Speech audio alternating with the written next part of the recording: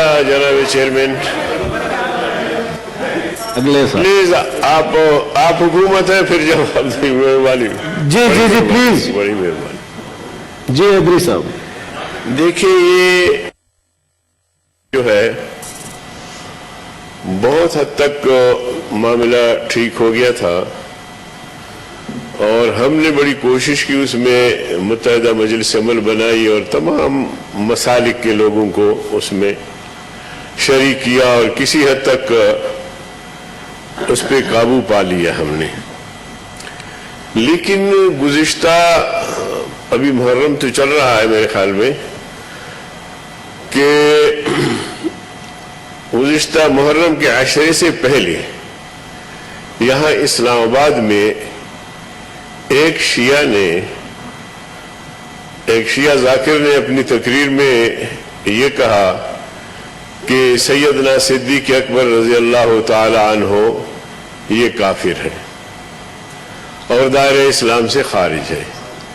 اور حضور صلی اللہ علیہ وسلم جب فوت ہوئے تو ان کے بعد سارے لوگ مرتد ہوئے سوائے حضرت علی اور اہل بیت کے. اس پر یہ مسئلہ اٹھا اور اس نے جب یہ گستاخی کی تو شنید یہ ہے واللہ عالم یہ حکومت ہی ہلکے بتا سکتے ہیں کہ راتوں رات اس آدمی کو لندن پہنچایا گیا. اس کے بعد جناب والا پھر پورے اس محرم کے دوران کراچی میں سر عام صحابہ کرام پہ لعن طعن ہوئی اور مختلف مقامات پہ. تو اس پر ایک ری ایکشن آیا پاکستان میں جو اہل سنت سے وابستہ ہے, چاہے وہ بریلوی مکتب فکر سے ہیں, چاہے دیوبندی ہیں, چاہے اہل حدیث ہیں, چاہے کسی بھی مکتب فکر سے, لیکن اہل سنت کہلاتے ہیں. ان کا مطالبہ تھا حکومت سے کہ بھائی یہ کیا ہو رہا ہے. اسلام آباد میں حکومت کے ناک کے نیچے ایک آدمی اس طرح کی بات کرتا ہے اور اس کو بھی گرفت میں نہیں لیا جاتا. کراچی میں سر عام تبرہ کیا جاتا ہے, وہاں بھی ان کو کچھ نہیں کہا جاتا. تو اس کے رد عمل میں یہ مظاہرے شروع ہو گئے. تو عرض کرنے کا مقصد یہ ہے جناب والا کہ اہل سنت والجماعت, ایک بات میں پورے ہاؤس میں کہنا چاہتا ہوں کہ ہم سب سے پہلے ہم مسلمان ہیں. مسلمان تو ماننے والا ہے. 1,24,000 انبیاء اور رسول گزرے اس دنیا میں اللہ نے بھیجے, ان میں سے ہر ایک کو ماننا یہ مسلمان کا ایمان ہے. اگر 1,24,000 انبیاء اور رسول میں سے ایک کا انکار کرے گا وہ کافر ہے ہمارے عقیدے کے مطابق.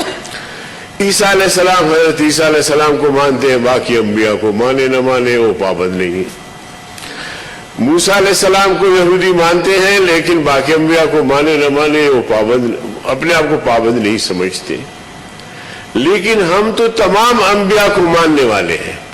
تو اب انتہا پسندی تو اس طرف سے ہے جو نہیں مانتے, جو ہمارے عقائد اور نظریات کو, قرآن کریم کی توہین کرنا, انبیاء کی توہین کرنا, یہ وہ لوگ کرتے ہیں. ہم تو ماننے والے ہیں, تو لہٰذا ہماری طرف سے انتہائی پسندی نہیں ہے, یہ ان کی طرف سے ہے. آتے ہیں پھر حضور اکرم صلی اللہ علیہ وسلم اور صحابہ کرام پہ.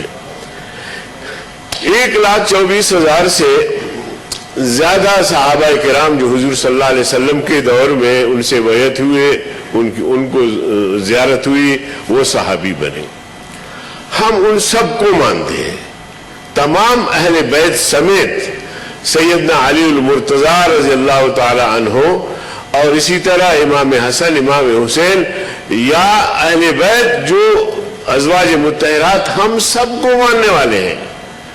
سب میں سے ایک کی شان میں گستاخی کرنا ہم اپنے ایمان کے لیے خطرہ سمجھتے ہیں. تو ہم ہیں ماننے والے.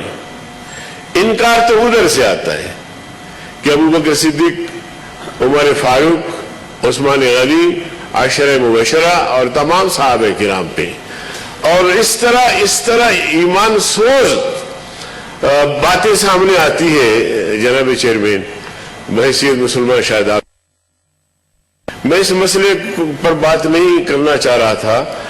شیر رحمہ صاحبہ نے یک طرفہ بات کی جو مجھے مجبوراً دفاع میں جانا پڑا۔ تو عرض کرنے کا مقصد یہ ہے کہ مسلمان اہل سنت والجماعت وہ ماننے والے ہیں، وہ انکاری نہیں ہے۔ سیدنا امام حسین رضی اللہ تعالیٰ عنہ، سیدنا حسن رضی اللہ تعالیٰ عنہ، تمام اہل بیت، ان میں سے کسی کی شان میں گستاخی ہم کفر سمجھتے ہیں، ایمان کے خلاف سمجھتے ہیں۔ صحابہ کرام کے بارے میں حضور اقدس صلی اللہ علیہ وسلم نے خود کہا، قرآن کہتا ہے رضی اللہ عنہ ورضوا عنہ، اللہ ان سے راضی ہے، وہ اللہ سے راضی ہے۔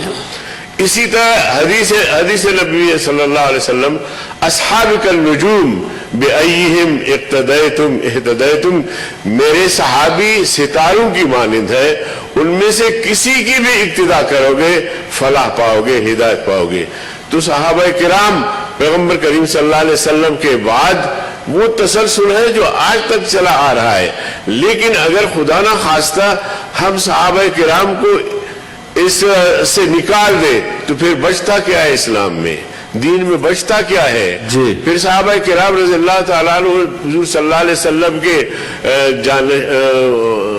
ساتھی تھے، اور حضور صلی اللہ علیہ وسلم کے زمانے میں جب حضور صلی اللہ علیہ وسلم بیمار ہوئے تو صدیق اکبر رضی اللہ تعالیٰ عنہ کو مسلح پہ بٹھایا، ان کو آگے کیا۔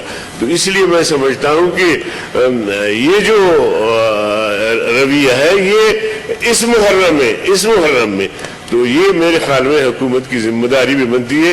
کل شیخ رشید صاحب کہہ رہے تھے کہ جناب والا یہ ہندوستان نے کوشش کی ہے یہاں فرقہ وارانہ فسادات بھڑکانے کے لیے، تو فرقہ وارانہ فسادات بالکل بھی نہیں ہونی چاہیے، اور ہم جیسے لوگ، لیکن یہ ہمارے ایمانیات میں سے ہے، اس لیے میں نے کہا کہ اس ہاؤس کو بتا بھی دوں اور صحیح صورتحال جو ہے وہ آپ کے سامنے رکھوں، اس لیے میں نے یہ گزارشات آپ کے سامنے رکھی۔ مولانا صاحب نے بڑی اہم بات کی۔